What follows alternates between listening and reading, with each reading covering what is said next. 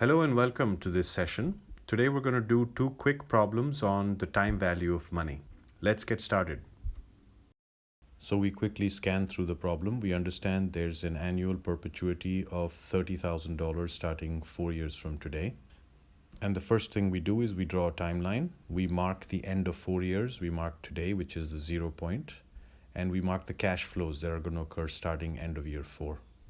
The next bit of information given is there's a 4% stated annual rate and there's a compounding period of semi-annual compounding. So we go ahead and calculate the effective annual rate 1 plus the periodic rate raised to the number of periods minus 1.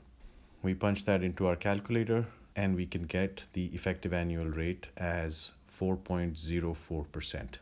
Now the next step is where the key insight occurs for this problem. The amount to fund that perpetuity must be in place by the end of year 3 so that a full compounding period can pass before the outflow of cash occurs.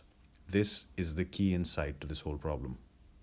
Of course, we can calculate the amount required at the end of year 3 simply as the annual cash outflow divided by the interest rate. Now our problem breaks down into a very familiar simple problem. There are no payments between year 0 and 3. And we're simply required to calculate the present value. And again, this is the amount that has to be in place today in order to fund the annual perpetuity.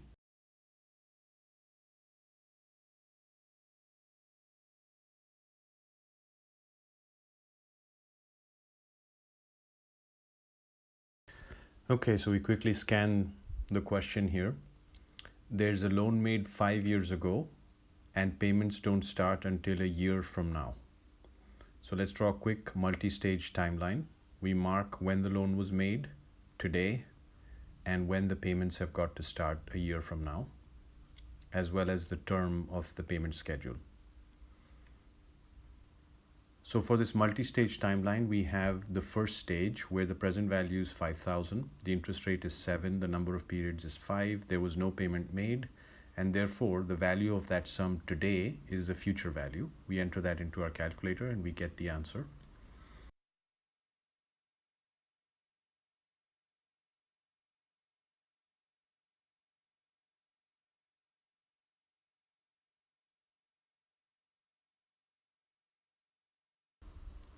We take this as the present value for the second stage, where there are another 5 compounding periods. The future value must equal 0, and we're trying to compute the payments that have to be made. Of course, the interest rate remains 7%. We punch this into our calculator, and we get the final answer.